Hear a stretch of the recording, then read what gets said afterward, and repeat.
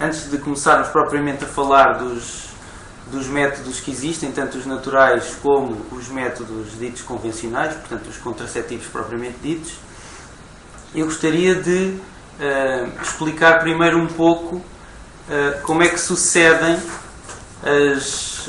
aquelas alterações normais do corpo da mulher, e convido-vos aí em casa a tentarem fazer este exercício que eu vou fazer, de identificarem se vocês mesmas conseguem se revêem naquilo que eu vou dizer. Nós sabemos que a mulher normalmente é fértil durante algumas décadas da sua vida. A fertilidade da mulher, ou seja, a capacidade de poder conceber e dar à luz um filho, começa habitualmente na adolescência, portanto na segunda década de vida, a partir dos 10 anos, e depois é variável a idade do começo, depende de vários fatores, etc. E prolonga-se até aquilo que nós chamamos a menopausa, não é?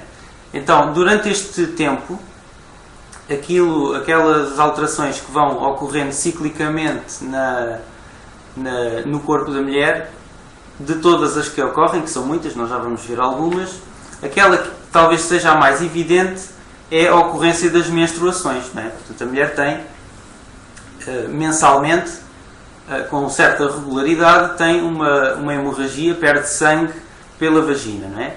Esse sangue tem origem no útero e resulta da descamação do útero. Muito bem. Então, o tempo que vai desde uma menstruação até à menstruação seguinte, nós chamamos um ciclo menstrual. Portanto, um ciclo menstrual será aquele conjunto de dias que vão desde o primeiro dia de uma menstruação até à véspera da menstruação seguinte. Ok? Em cada ciclo vão ocorrer uma série de coisas de modo previsível, ou seja, vão ocorrer uma série de alterações que no ciclo seguinte vão ocorrer também pela mesma ordem. Daí que, se as senhoras fizerem uma auto-observação ao longo do tempo, vão começar a perceber em que fase do ciclo estão, se estão mais no início ou mais no fim, e vão conseguir começar a perceber o que é que vai acontecer no seu corpo. Muito bem. A duração destes ciclos, na maioria das mulheres, é uma duração mais ou menos fixa, ou seja, anda à volta dos 28 dias. Nem sempre é 28 dias, pode andar ali mais dia, menos dia, pode ser 26 dias, às vezes até menos, pode ser um bocadinho mais de 28 dias, pode ir até aos 30, 32 dias, até mais do que isso. No entanto, digamos assim que a meio da vida fértil, na maior parte do tempo, existe uma certa regularidade. Aliás, o termo menstruação vem do latim, de uma hemorragia que ocorre mensalmente, portanto, de mês a mês. Isso é aquilo que poderíamos dizer o normal e o mais frequente nas mulheres. Existem situações onde existe uma certa irregularidade menstrual, portanto, alguns ciclos podem ser mais curtos ou muito mais longos do que estes intervalos que eu estive a dizer. As situações normais, mais frequentes em que isso acontece, é na adolescência, portanto, os primeiros ciclos menstruais costumam ser tipicamente irregulares. Depois da mulher dar à luz um filho e enquanto está a amamentar, também é muito frequente haver uma certa irregularidade menstrual. Aliás, até nas mulheres que amamentam exclusivamente, é muito frequente haver uma ausência de período durante meses. E, finalmente, o outro momento da vida em que é comum haver um grande período de tempo sem que haja menstruação, ou seja, ciclos longos, é a perimenopausa, ou seja, são aqueles meses ou anos que precedem a menopausa, em que às vezes até a mulher fica na dúvida se não entrou já na menopausa, mas depois tem, passado uns 5 ou 6 meses, depende, pode ter um período novamente. Muito bem. E quais é que são estas coisas que, para além do período, da ocorrência do período, que acontecem ao longo de um ciclo menstrual? Eu trouxe aqui um registro diário que uma pessoa amiga teve teve a gentileza de me ceder aqui para esta sessão, em que ela descreveu dia por dia as sensações no seu corpo, não é? E eu gostaria de pedir à Helena que fizesse o favor de colocar uma hiperligação aí na janela de chat para vocês poderem ver enquanto a gente vai comentando o que é que estamos a ver. Pode meter o primeiro link. Já está, não é? É só o primeiro destes todos. É o método dos dias fixos. Não, é aquele que diz ciclos menstruais. Tenham cuidado para não abrir na mesma janela. Ah, sim. Portanto, abram noutra janela. Pronto. Conseguem todos ver? Se alguém não conseguir ver... Sim, seguramente que isto... Abre noutra janela. Penso que sim, que abre noutra janela, esta coisa. Então, se carregarem no controle e se carregarem em cima do primeiro link, saltam para outra janela automaticamente. Vamos só esperar que alguém diga que já conseguiu abrir. Exato, lá para outra janela. Sim, senhora. Aqui para o script. Pronto, está aqui a entrar. Nós estamos aqui a ver. Pois. Vamos lá ver. Pronto. Ok. Muito bem. Então, o que é que nós vemos aqui? Nós vemos um gráfico, portanto isto chama-se um gráfico, chama-se o gráfico Billings, está aí o título e tudo, em que nós temos aqui uma série de números, 1, 2, 3, 4, 5, por aí fora. Isto aqui é o número do dia, cada quadradinho é um dia do ciclo, não é? Então nós vemos que o primeiro dia deste ciclo ocorreu no dia 5 de setembro. A senhora escreveu ali por cima a data do mês, não é? E vemos que está pintada a vermelho, quer dizer que teve período. E, portanto, esta senhora teve 5 dias de menstruação, considera-se uma duração normal para uma menstruação, e depois, nos dias a seguir, ela pintou isto de verde e meteu aqui uns S. Portanto, na linha de baixo meteu S. Este S significa uma secura a nível vaginal, ou seja, a vagina, no fundo da vagina está o útero, não é? E o órgão que dá, digamos assim, a entrada para o útero chama-se o colo do útero. É uma localização muito importante, por outras razões, para além destas que eu vou falar, porque podem ocorrer muitas doenças nesta localização. É importante que a mulher faça o rastreio do cancro do colo do útero, porque é uma doença realmente muito frequente em Portugal e que tem hipótese de ser tratada se for diagnosticada a tempo. Portanto, quando a mulher vai ao médico, certamente as pessoas que nos estão a ouvir já têm tido essa experiência, quando vão ao médico fazer o exame do Papa Nicolau, o que se faz é raspar umas células deste órgãozinho que será o colo do útero. A função normal, portanto natural, do colo do útero é produzir uma coisa que se chama o muco cervical. Portanto, o muco cervical tem várias funções. Uma delas é selar a entrada do útero. Portanto, o útero é uma cavidade, é um órgão interno do corpo da mulher, e se estivesse aberto permanentemente ao exterior, poderia haver o risco de infecções, etc. Portanto, nesta fase do ciclo, em que a mulher sente que está seca, okay, o colo do útero vai produzir um muco espesso. Às vezes até a mulher nem sente a presença desse muco. Daí esta sensação de secura. Noutras mulheres, elas descrevem a presença na vagina de um muco que é um muco tipicamente espesso, às vezes até grumoso e opaco, portanto não deixa passar a luz, e se tocarem com os dedos é um muco que facilmente se quebra. Okay? Neste caso desta senhora, esta senhora costuma ter estes dias mais secos, que são frequentes realmente. Muito bem, então nós vemos que ela tem 5 dias secos. Durante este período, o colo produz este muco seco que fica ali a servir como que uma espécie de uma rolha para não deixarem passar infecções. Para além de não deixar passar infecções, este muco também não deixa passar os espermatozoides. Portanto, o que é que são os espermatozoides? Hoje em dia já muita gente sabe o que é que são os espermatozoides, mas eu vou dizer, caso não saibam. Os espermatozoides são aquelas células que são produzidas nos testículos, não é, dos homens, e que são ejaculadas no final da relação sexual. E, portanto, quando é para haver uma gravidez, esses espermatozoides vão passar pelo colo cervical, pelo colo do útero, que nesta altura terá um muco diferente, nós já vamos ver isso, e eles sobem pelo útero acima, sobem pelas trompas, que são uns canaizinhos que o útero tem de lado, e vão dar até ao óvulo. E daí surge uma nova gravidez. Muito bem. Então, nesta fase em que a mulher se sente seca, isso não é possível porque os espermatozoides não passam pelo colo do útero. Depois nós vemos que a partir aqui do dia 11, o dia 11 do ciclo, portanto correspondeu ao dia 15 de setembro, ela deixa de pintar isto de verde e mete aqui um H. Este H quer dizer sentir-se úmida. Portanto, ela sente uma lubrificação a nível vaginal, não é? Ela não vê nada.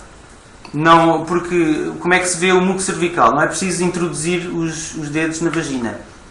Por exemplo, quando a senhora vai à casa de banho, quando se limpa, muitas vezes, quando o muco é produzido em muita quantidade e se exterioriza para a vulva, portanto sai da vagina, ele vem agarrado ao papel. E nós vemos aqui que foi o que aconteceu, por exemplo, no dia 12. No dia 12, ela já notou um muco grumoso. É o que quer dizer esta letra G aqui por cima do H. A nível de sensação, ela sentia-se úmida. A nível de visualização e de palpação do muco que ela sentiu ou na roupa interior ou no papel higiênico, já é um muco grumoso. Portanto, é um muco que parece que tem umas partes mais densas, mais secas do que outras. É um muco que, se ela tentar distender, não vai conseguir fazer uma ponte entre os dois dedos, ele vai partir muito facilmente. E no dia 13 nós vemos que ela teve a mesma sensação, não é? No dia 14, o muco mudou de características. O muco começou a ficar mais elástico. Okay? É o que quer dizer este é. E a sensação já não foi uma sensação de umidade, foi uma sensação de molhada mesmo. Ou seja, dá a ideia que o muco já é produzido em muito maior quantidade. Este muco, que parece que vai ganhando características de maior elasticidade, é um muco que tem uma série de características vistas ao microscópio, etc., que permitem a penetração dos espermatozoides para dentro do útero e permite também a sobrevivência dos espermatozoides mais do que um dia. O que está estimado em estudos é que a sobrevivência dos espermatozoides com mucos desta qualidade anda à volta dos 5 dias, 5, 6 dias no máximo. E depois nós vemos que no dia 16, não é? No dia 16 ela pinta aqui de amarelo porque vê que o muco já está novamente a regredir nas suas características. Já não é um muco muito elástico, mas passa a ser um muco grumoso, como aquele que ela identificou no início da fase fértil. A gente já lá chega. E novamente a sensação passa a uma sensação seca. Estamos todos a acompanhar o que eu estou a dizer. Ok. Pronto. Então, porque é que ela meteu ali um triângulozinho por cima do dia 15? É porque este é o chamado dia pico. Né? O dia pico é o último dia em que portanto, o muco cervical tem uma aparência bastante elástica, não é? Portanto, a mulher, se tocar com os dedos no muco e abrir os dedos, o muco forma uma pontinha entre um dedo e o outro. Este dia é tomado como um dia bastante aproximado da ovulação. Ok? O que é a ovulação? A ovulação é a libertação de um óvulo por parte do ovário, óvulo esse que vai ser necessário no caso de haver uma gravidez. Portanto, é esse óvulo que vai ser fecundado pelo espermatozoide, as duas células, a célula da mãe e a célula do pai, vão se unir e vão aí formar portanto, um novo ser humano, é um novo embrião que depois vai migrar até ao útero, vai se instalar e depois vai prosseguir portanto, a gravidez normalmente, não é? Ora bem, este dia, porque é que ocorre este muco, porque é que o muco muda de características? Porque as hormonas da mulher, nomeadamente os estrogénios, que é um tipo de hormonas, não precisam de saber o nome, mas pronto, é assim que eles chamam, vão induzir esta mudança, ok? Juntamente com esta mudança hormonal, vai haver também portanto, as mesmas hormonas que causam a mudança da consistência do muco vão também causar a ovulação. Portanto, as duas coisas estão sempre par a par, não é? Não existe ovulação quando o muco é um muco cerrado, não é? Porque a natureza está bem feita, não é? A porta abre-se quando existe lá alguma coisa, o óvulo, para ser fecundado. Porque senão, se a porta se abrisse quando não há óvulo, ou se o óvulo sair quando a porta está fechada, não há gravidezes, não é? E aí a espécie extinguia-se. Portanto, existe esta correlação entre os sintomas que a mulher tem e aquilo que ocorre a nível da ovulação. Muito bem. Nós vemos que já a partir do dia 17, ela passa a um padrão seco. Novamente, passa para um padrão seco. Isto quer dizer que o muco voltou novamente a umas características de infertilidade. Portanto, nem os espermatozoides sobrevivem, nem conseguem passar para cima, para o útero. Portanto, nesta fase já não vai haver possibilidade de haver uma gravidez. Então, o que nós vemos aqui, neste caso, esta senhora, este casal, a intenção deles era não engravidarem. Porquê? Porque ela teve uma relação, que está aqui escrito com a letra R, no dia 9 do ciclo, portanto, em que tem todas as características de uma fase infértil, chamado período infértil, antes da ovulação, período infértil pré-ovulatório. Depois, quando o muco começa a mudar de características, ela sabe que mais dia ou menos dia a ovulação vem aí, portanto, abstiveram-se de ter relações sexuais. E depois, novamente, quando o muco voltou a ser seco, quando o muco voltou a ter características de infertilidade, ela esperou até ao 4º dia, por uma questão de segurança, porque às vezes pode o muco evoluir mais depressa e a ovulação dar-se 1 ou 2 dias depois. Portanto, por uma questão de segurança, ela só retomou as relações sexuais no dia 19, ou seja, no 4º dia depois do dia pico. E depois teve as outras relações nos dias seguintes.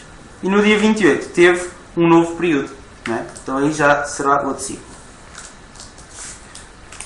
Muito bem, então agora gostava que descessem o ecrã para nós vermos um segundo gráfico que é bastante semelhante a este que nós tivemos a ver,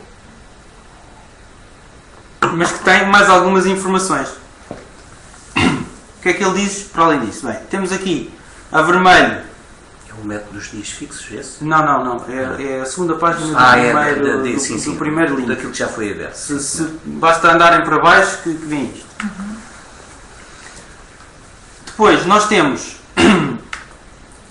a vermelho os dias de menstruação e vemos que o último dia já tem uma menstruação escassa. Tudo bem. Depois a mulher tem uma série de dias em que sente secura.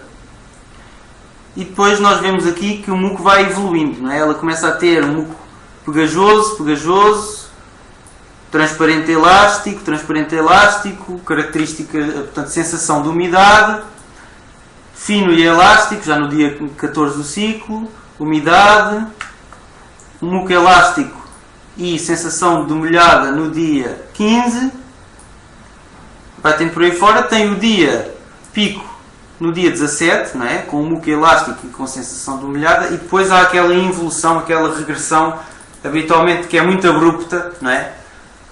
Uma coisa é o muco ir evoluindo nas suas características de fertilidade. Essa evolução costuma ser lenta, portanto é um bocadinho cada dia, o muco vai mudando gradualmente. Mas no final do período fértil ele cai abruptamente, seca muito rapidamente. E depois tem uma série de dias que são dias secos, e depois tem o período no dia 29. O que eu gostava de chamar a vossa atenção para aqui é que nós temos aqui um gráfico de temperatura, ok? Este gráfico de temperatura é a chamada temperatura basal, depois se quiserem nós podemos falar como é que se mede isso, mas é a temperatura do corpo da mulher ao longo destes dias. E nós vemos que, mais ou menos por volta do dia pico, ou seja, aquele dia que tem um triângulozinho, a temperatura sobe. Sobe em média 0,3 graus, ok? Esta temperatura é causada pelo aumento de uma hormona que tem dois efeitos. Portanto, essa hormona que surge depois da ovulação, ela vai fazer duas coisas. Vai aumentar a temperatura, está aqui demonstrado, e vai mudar as características do muco. Portanto, a hormona chama-se a progesterona, é uma hormona que está aumentada durante a gravidez e ela vai selar o colo do útero. Para quê? Para deixar lá estar o embrião sossegado e não haver nada a incomodar. Portanto, a porta vai ficar fechada. Isto significa que, por exemplo, uma das consequências que isto tem, lógicas, é que, não sei se alguém que nós temos aqui... Sim, há aqui pessoas que perguntam se têm que ouvir primeiro ou fazer perguntas depois. Não. Podem já fazer perguntas, ir fazendo já perguntas. A doutora Vera ainda não falou e vai já falar. Sim, senhor. Vá. Então, só para terminar esta ideia-chave. Não sei se temos aqui na nossa audiência alguém que já tentou engravidar através do método da temperatura. Portanto, já tenho visto que há sites na internet que oferecem este método. Portanto, a mulher, quando nota o aumento da temperatura, aí teria as relações sexuais para engravidar, porque será este o momento portanto, exatamente, da ovulação. Isto está errado. Está errado pelas razões que eu apontei. Portanto, quando a temperatura aumenta, já se deu a ovulação há uns dias atrás e já o colo do útero está encerrado. Portanto, o que o aumento da temperatura indica é o início do período infértil. Ou seja, as tentativas de gravidez devem-se dar antes do aumento da temperatura. E eu digo isto porque às vezes os casais que pretendem engravidar, se usarem este método que eu já vi descrito na internet, podem gerar uma grande ansiedade porque ciclo após ciclo nunca conseguem engravidar. E pronto, este é não sei se fui claro, se reconhecem isto que eu acabei de dizer nas vossas vidas. E se tem alguma questão em relação a algum método baseado nestes princípios que eu possa esclarecer. Obrigado. Bom, eu já vi que agora não há assim questões muito concretas sobre isto. Portanto, há aqui uma pessoa que disse que com esse método, não sei se é o das temperaturas, teve alguma dificuldade. É normal. Exatamente. Portanto, eu vou passar aqui à nossa doutora Vera, que nos vai falar sobre os métodos anticoncepcionais em geral, vá lá, e os demais, vá lá. Portanto, muito obrigada por este convite, é um prazer estar aqui e realmente eu acho que uma das minhas grandes funções como médica e é um dos meus grandes objetivos é poder informar a população e poder transmitir alguns dos meus conhecimentos, e um dos campos onde nós conseguimos com muita facilidade transmitir conhecimentos é exatamente no âmbito do planeamento familiar. E quando nós falamos de planeamento familiar, não falamos de uma coisa moderna dos dias de hoje, falamos de um conceito que existe há milhares de anos. Falar em planeamento familiar é falar numa história de conflitos, sobretudo conflitos religiosos, e também falar de necessidades socioeconómicas, porque ao longo dos tempos foi provando que não se poderia ter famílias numerosas, que não era sustentável. E, portanto, os métodos contraceptivos, alguns deles mais naturais, outros menos naturais, já são descritos desde há muito tempo. O coito interrompido é descrito na Bíblia, já no Antigo Egito recorriam a bexigas de animais para fazer delas um método de barreira. A amamentação por longos períodos é subejamente conhecida e usada sobretudo nos países subdesenvolvidos, mas cada vez mais também nos países desenvolvidos.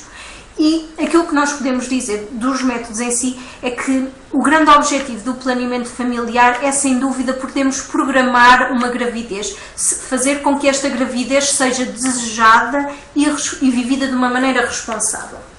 Ora, nós sabemos que hoje em dia a mulher atual tem imensas solicitudes, tem uma vida familiar, profissional e social muito ativa, e cada vez mais nós assistimos a maternidades tardias, a famílias reconstruídas, e portanto há grande necessidade em separarmos o que é o coito, digamos, pela satisfação sexual que dá, daquilo que nós pretendemos que é uma gravidez.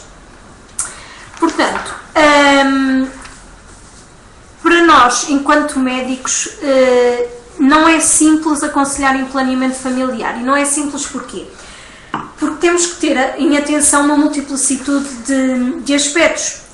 Por um lado, o perfil da mulher que temos, a idade, a sua fase da vida, o seu contexto económico, social, o relacionamento que tem, os riscos que corre no tipo de relações sexuais que tem, o seu contexto socioeconómico e depois, consoante a mulher que temos à frente, então sim adaptar o método contraceptivo. E esta adaptação é algo que é flutuável ao longo da vida da mulher, porque as necessidades da mulher vão variando ao longo da sua vida, e o facto de aos 16 ou 17 anos, suponhamos que o método ideal naquele momento era ter um implante subcutâneo, não quer dizer que aos 30 aos 35, depois de ter tido um filho, esse continua a ser o método ideal. E portanto nós temos que ter essa percepção, e tem que ser uma escolha mútua, entendendo que os métodos contraceptivos não têm, apesar de terem como objetivo final a contracepção, têm muitos outros efeitos. Têm efeitos benéficos na pele, no cabelo, no tratamento das dores menstruais, no acne, entre outros efeitos benéficos. Depois, temos que ter atenção, e isto é fundamental os médicos também terem atenção, que ainda que nós prescrevamos um contraceptivo, há cerca de 25% das mulheres que nunca o iniciam. E ainda que façam um método contraceptivo e que os métodos contraceptivos teoricamente sejam extremamente eficazes, com taxas de falha, com o uso correto muito baixas, o uso correto dificilmente é alcançável. E, portanto, a grande maioria das mulheres tem uma taxa de falha mais alta do que aquilo que é preconizado para os métodos. E, portanto, em vários estudos que são feitos nesta área, está demonstrado que cerca de 50% das gravidezes são gravidezes indesejadas, que uma grande maioria das mulheres estava a fazer um método contraceptivo. Nas usuárias de pílula, 60% a 80% admitem que há falha de toma de pelo menos um comprimido a cada 2 ciclos, que 30% das mulheres que fazem uso de métodos reversíveis, portanto as pílulas, os anéis vaginais, os espatos subcutâneos, ao fim de 6 meses abandonam esse método, ainda que não pretendessem ficar grávidas, e normalmente escolhem métodos que são menos eficazes. E depois há também um desconhecimento generalizado da existência da contracepção de emergência, ou seja, a que nós chamamos a pílula do dia seguinte.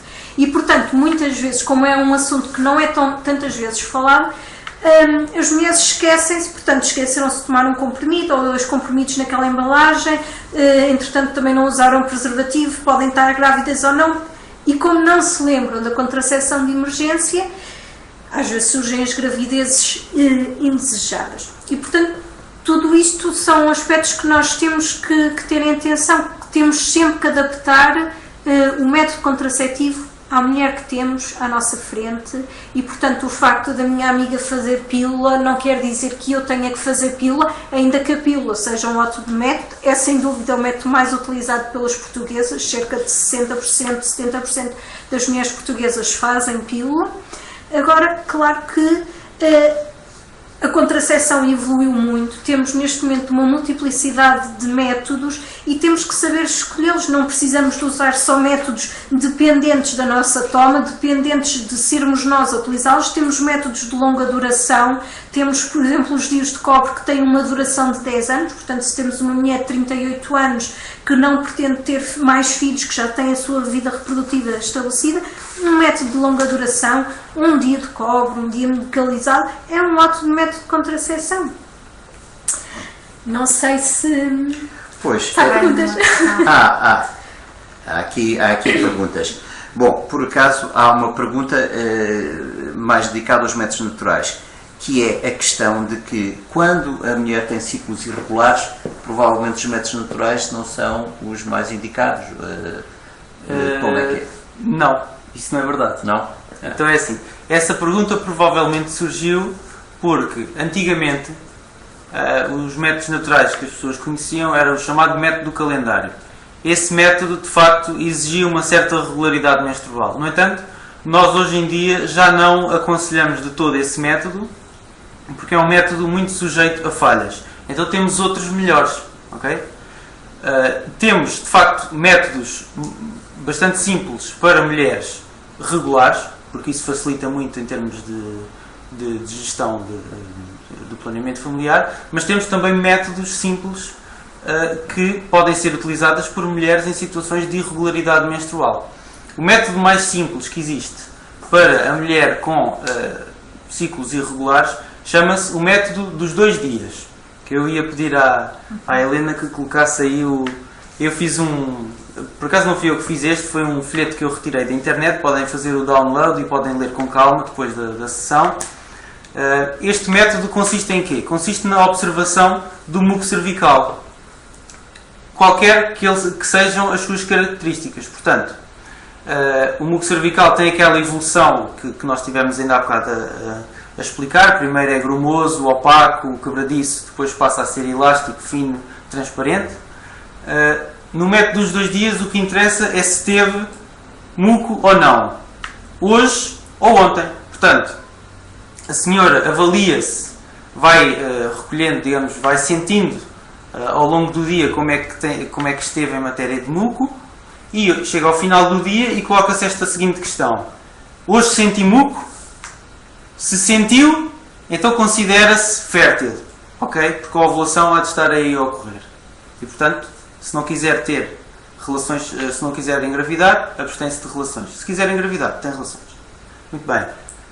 Hoje tive muco, portanto já sei que estou fértil. Hoje não tive muco. Recorda-se o que é que aconteceu no dia anterior. Tive muco ontem. Se eu ontem tive muco, ainda posso estar naquela fase final, ainda próximo da ovulação. Então vou-me considerar fértil à mesma. Ok? Se não tive muco, nem hoje, nem ontem, sejam quais forem as características do muco, portanto, não tive qualquer muco, portanto, será aquilo que nós vimos aqui nos gráficos como os dias S, não é? Portanto, sensação de secura sem muco. Então, se hoje não tive muco e ontem não tive muco, considero-me infértil. Ok? Portanto, pode haver relações sexuais à vontade, que não vai daí resultar uma gravidez. Este método que eu coloquei aí o panfletozinho, é um panfleto que está em espanhol, portanto eu não consegui arranjar em português, mas o espanhol lê-se bem.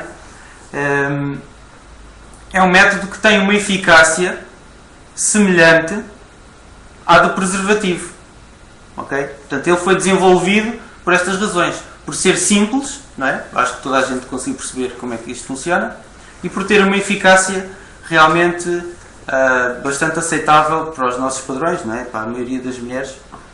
Aliás, o preservativo é dos métodos mais utilizados, é porque se aceita o nível de eficácia que ele tem. Não sei se respondi à pergunta. Acho que sim, acho que sim.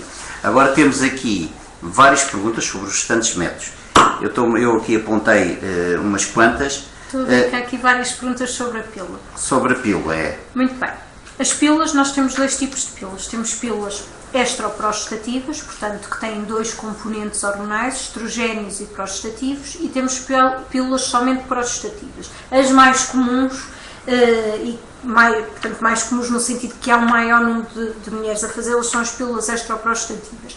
Portanto, o que é que as pílulas, no modo geral, fazem? O que elas fazem é inibir a ovulação, portanto, enganam o nosso organismo, dizem que temos sempre hormônio, portanto, não há a libertação de uns picos que iriam estimular o ovário à libertação do óvulo, que por seguinte iria ser fecundado e dar origem à gravidez. Quanto aos esquecimentos da pílula, o que é que nós fazemos? Idealmente a pílula deve ser sempre tomada todos os dias à mesma hora, ok? Exatamente porque cada comprimido tem uma dose que depois se esgota ao fim de um certo tempo. E se houver os esquecimentos ou se houver os atrasos na toma, há uma maior probabilidade de falha do método e esse é um dos motivos que leva às gravidezes não desejadas. Portanto, esquecimentos na primeira semana de pílula implica sempre o uso de um método adjuvante, habitualmente o preservativo, ok? Pelo menos durante 7 dias. Segundas e terceiras semanas, habitualmente não será necessário utilizar um método adjuvante. Claro que, se isto for com uma pílula extraprostativa, uma pílula só de prostagénio, aí então o tomar à mesma hora ainda é mais crucial, que é aquilo que passa, por exemplo, com uma pílula que é frequentemente prescrita às senhoras que estão a amamentar, que pronto, só temos uma que é a Cerazette, e que reforçamos muito bem a necessidade da toma sempre à mesma hora, só temos um componente hormonal e não dois. Quanto aos DIUs, qual é o método de atuação do DIU? Neste momento nós temos dois tipos de DIU no mercado.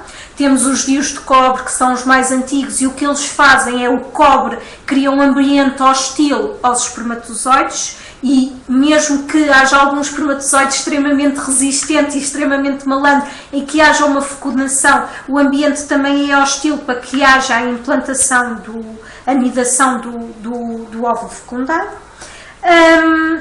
E portanto, o medicalizado, que só temos um, que é o Mirena, além desse ambiente hostil, liberta um hormônio, portanto, digamos, tem uma dupla proteção. Os DIUs de cobre hoje em dia têm uma duração aprovada segundo a grande maioria dos consensos para 10 anos, portanto é um método muito bom para uma pessoa que tenha a sua vida estabilizada em termos reprodutivos e que não queira uma gravidez, pelo menos momentaneamente. O DIU medicalizado tem uma duração de 7 anos. Sim, senhora. Eu tenho aqui uma que a gente tem de deixar de passar, que é uma mãe que deve estar no puerpério, faz a amamentação e pergunta se pode, quando é que deve começar a fazer a contracepção e se pode pôr um implante.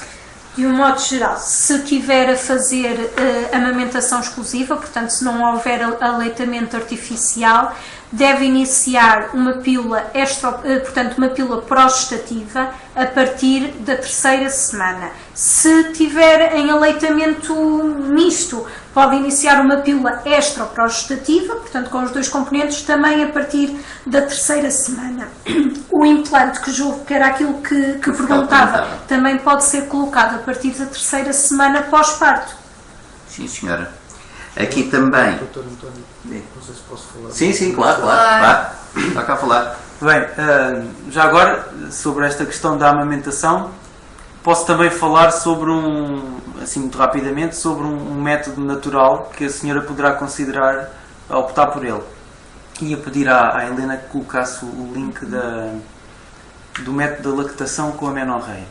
Portanto, se o seu filho tem menos de 6 meses, se a senhora ainda não teve período desde que o seu filho nasceu, e aqui contamos só a partir dos 2 meses, porque a senhora está a amamentar e porque é normal nos primeiros 2 meses haver, nas primeiras semanas depois do parto, haver uma ligeira hemorragia que tem a ver portanto, com a recuperação do útero.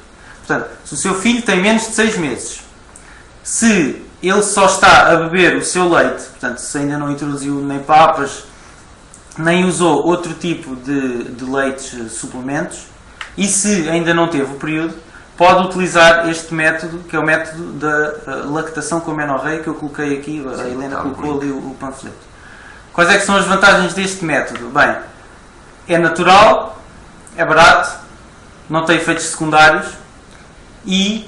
Sempre pronto. Exatamente, sempre pronto, e não tem período de abstinência. Portanto, enquanto se verificarem estas três condições, a senhora praticamente está infértil, e isto com um grau de certeza de mais de 99%, ok? Posso só dizer um se?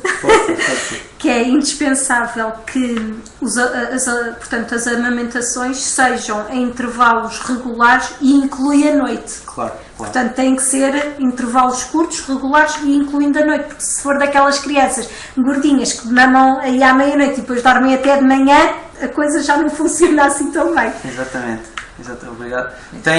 Depois no panfleto poderá ler uma série de regras para que isto funcione mesmo, ok? Sim.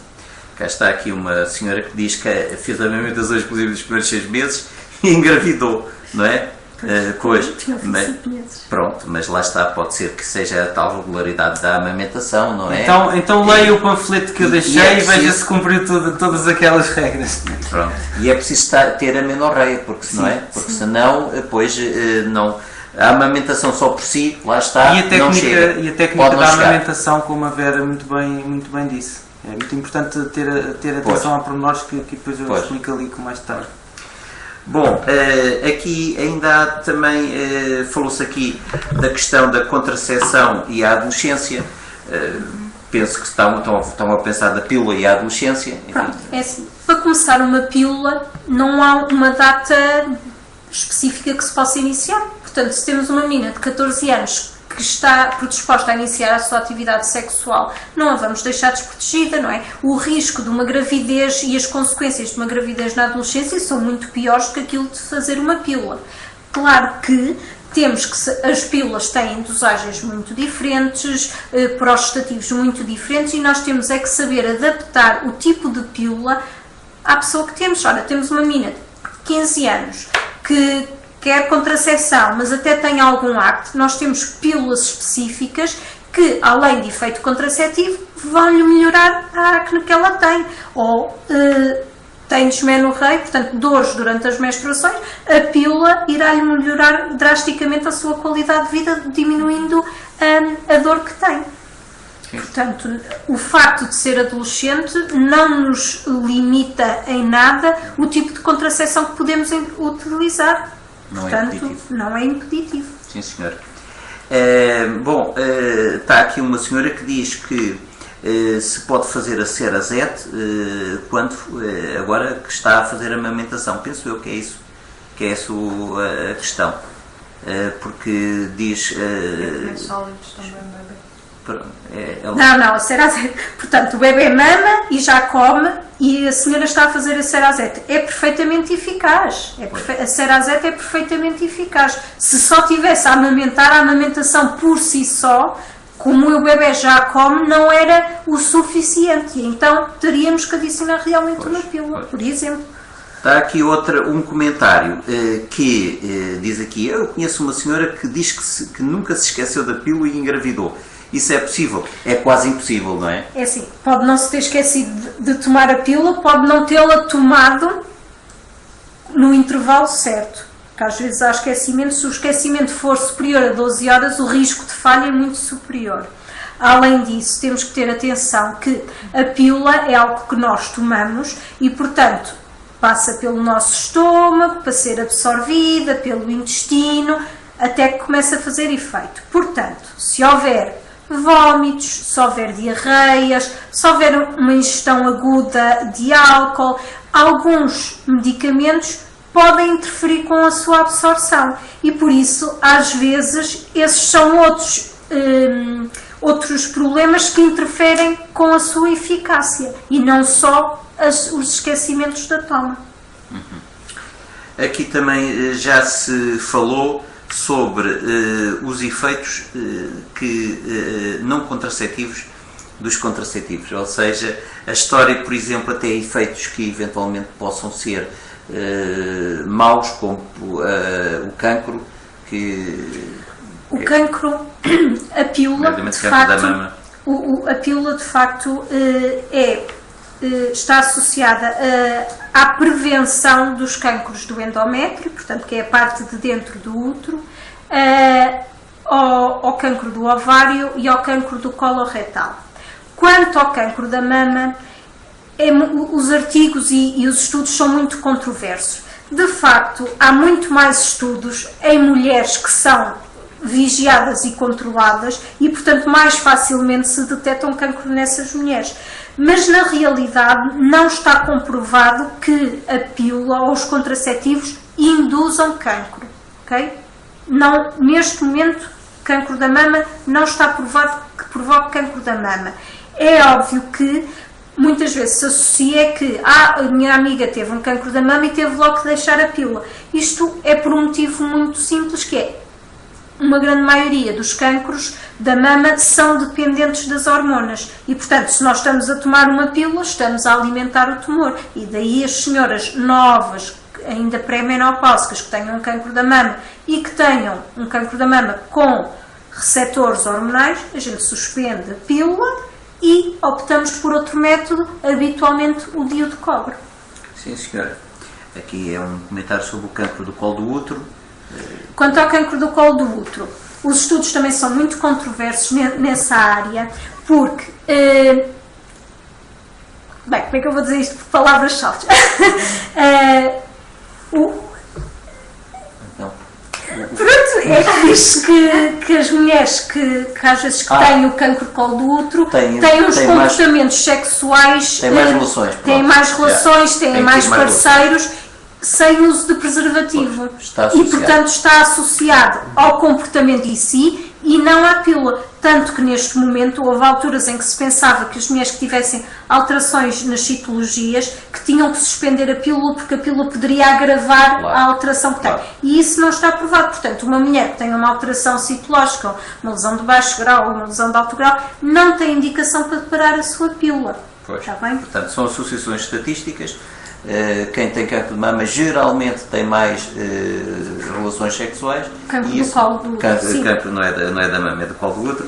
E pronto, isso pode provocar depois todas as outras coisas que não têm nada a ver com o Exatamente, que está relacionado. Aquilo que realmente nós encontramos em relação com o cancro do colo do útero é a infecção pelo HPV, que 99,6% dos casos de cancro do colo do útero está relacionado com a infecção por este vírus, e o tabagismo, que é algo que perpetua as lesões do colo. Aqui também já se pediu informações sobre o anel vaginal, se é tão bom como a pílula, e neste caso aqui, por exemplo, que gostaria de engravidar daqui a um ano, quando é que deve tirar o anel? Portanto, tudo o que seja pílulas, fatos subcutâneos, anel vaginal, são métodos muito rapidamente reversíveis. O que quer dizer que há mulheres que retiram hoje e no ciclo seguinte engravidam. Portanto, a retoma da fertilidade é muito rápida. Portanto, se quer engravidar daqui a um ano, até um mês antes mantém o seu anel vaginal, faz as análises todas pré-conceição para ver se realmente está tudo bem consigo para poder engravidar e depois retira o anel e pronto, e é tentar livremente. Exatamente. Tenho aqui uma dúvida que é, tenho 2 filhos, gostaria de fazer uma vasectomia, onde é que posso fazer, quanto custará, se o Serviço Nacional de Saúde faz gratuitamente?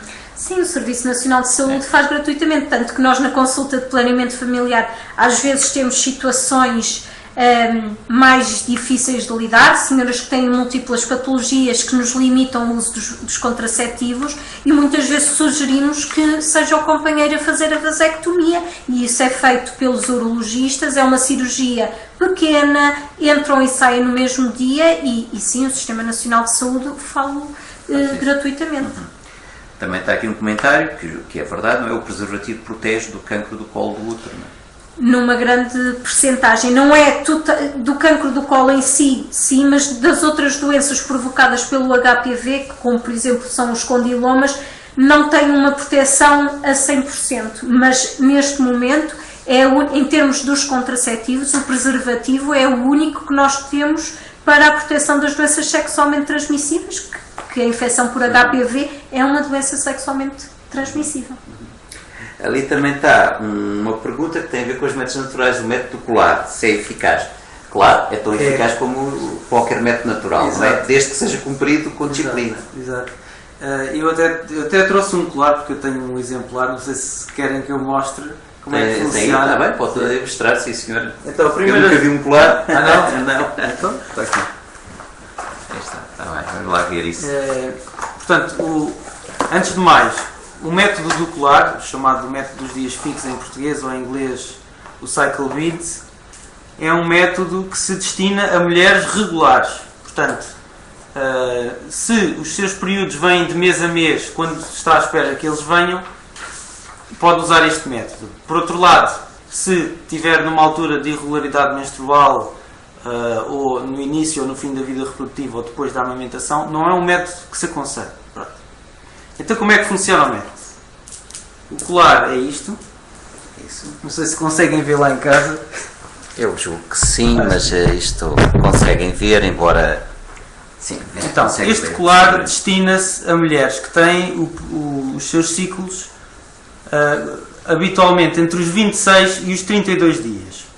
Então, no primeiro dia do ciclo, a mulher, isto tem aqui um anelzinho, não sei se conseguem ver, tem um anelzinho de borracha. Penso que sim, que se vê. No primeiro dia do ciclo, não se consegue ver? Vê-se. No primeiro dia do ciclo, vamos colocar o anel na conta vermelha. Okay? É o primeiro dia da menstruação. Depois, cada dia, vamos andando uma casa.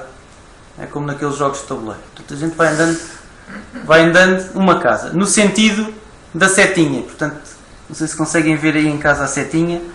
Tem aqui uma seta que aponta o sentido em que se deve andar. As pontas também são fáceis de andar com ela. Eu posso tentar pôr isto com melhor qualidade. Vamos a ver então se... e podemos meter também o folheto dos dias fixos. Depois pode ler o folheto com mais atenção. Então, depois da sessão. Eu vou tentar pôr isto então, com melhor qualidade. Vamos andando de manhã, não é? Chega de manhã, a pessoa acorda, anda uma casa. Muito bem. Todos os dias brancos a gente vai considerar que são férteis. Portanto, enquanto o anel, enquanto a borrachinha andar aqui em cima destes dias brancos, são dias em que podem engravidar. Ok? Isto foi já testado muitas vezes para evitar a gravidez. Há quem use também para tentar uma gravidez. Há relatos que também pode ser eficaz deste modo. Muito bem. Todas as outras contas indicam que são dias inférteis. Portanto, a conta vermelha, a primeira. Depois, as outras contas castanhas, que aqui serão a fase infértil, o período infértil pré-ovulatório, okay? São dias inférteis. Depois das contas brancas, vem uma série de outras contas castanhas, que são também dias inférteis. E depois tem aqui uma outra conta, que é a conta preta. Não sei se conseguem ver lá em casa. A conta preta serve para a mulher saber se é regular. Portanto, se o período vier antes da conta preta, quer dizer que o seu ciclo tem menos de 26 dias. Portanto, isto não é eficaz. Nessa altura, deve recorrer ao especialista em planeamento familiar no sentido de usar outro método. Se quiser um natural, aquilo que eu falei há bocado dos 2 dias, é um método bom. Portanto, espera-se que o período venha nesta...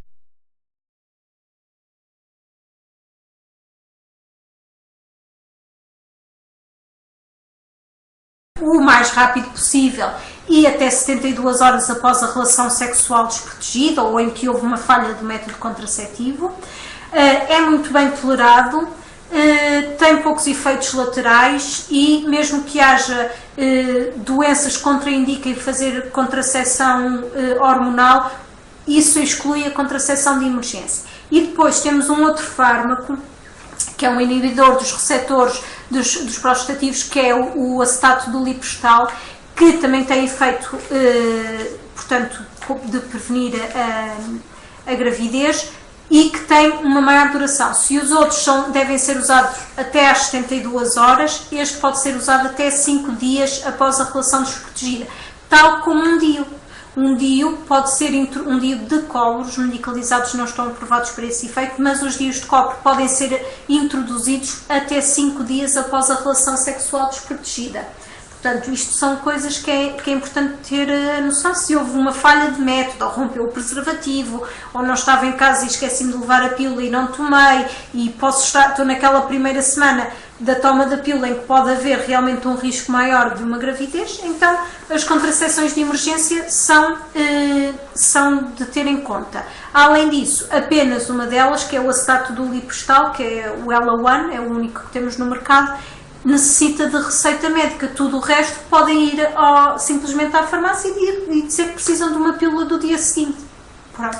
Há várias no mercado, basta dizer pílula do dia seguinte e eles fornecem a que têm na farmácia.